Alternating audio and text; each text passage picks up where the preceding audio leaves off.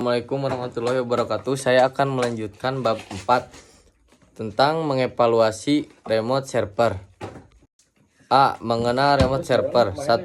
Pengertian remote server. Remote server adalah server yang diakses secara tidak langsung melalui koneksi dari server lokal. Proses akses data dilakukan dengan remote procedure call melalui SQL server. Klien hanya memiliki satu koneksi ke server lokal yang kemudian meneruskan permintaan ke remote server. Remote server cocok digunakan jika ingin mengeksekusi prosedur dari jarak jauh, meski lebih terbatas dibanding linked server.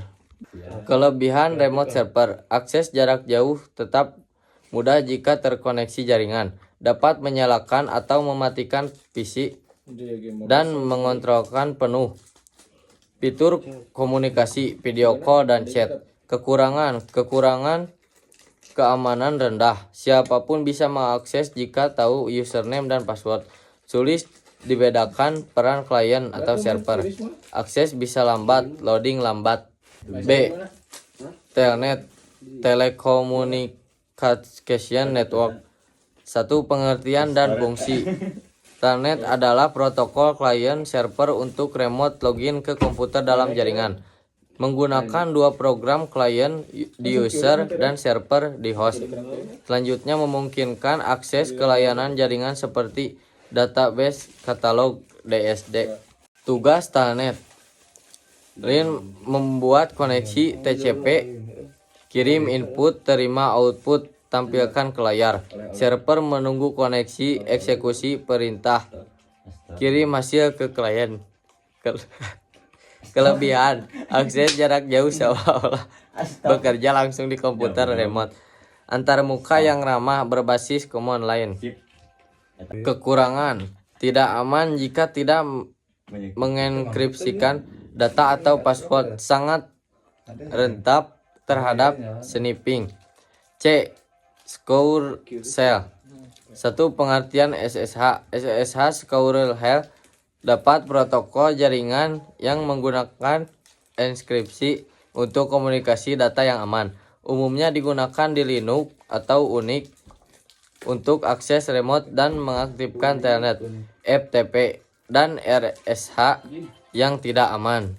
2. Fungsi SSH menggantikan protokol lama telnet FTP yang tidak aman, menyediakan keamanan autentikasi dan enkripsi. Digunakan untuk mengontrol server secara remote. Transfer file aman, membuat tunel aman untuk lalu lintas data.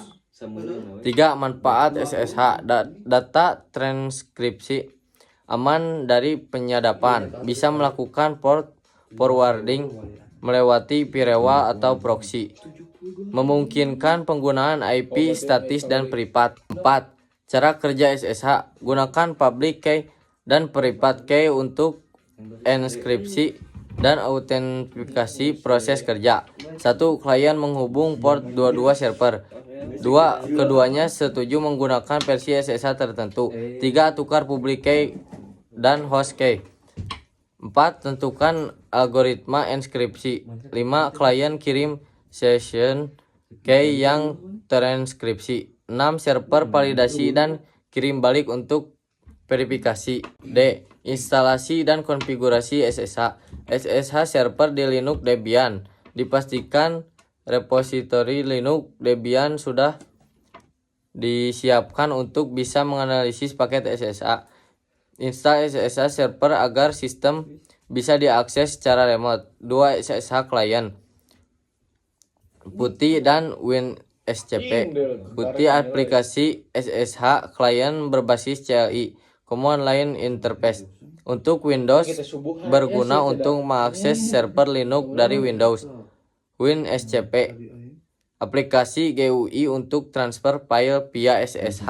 Terima kasih sudah presentasikan dari bab 1 sampai bab 4. Wassalamualaikum warahmatullahi wabarakatuh.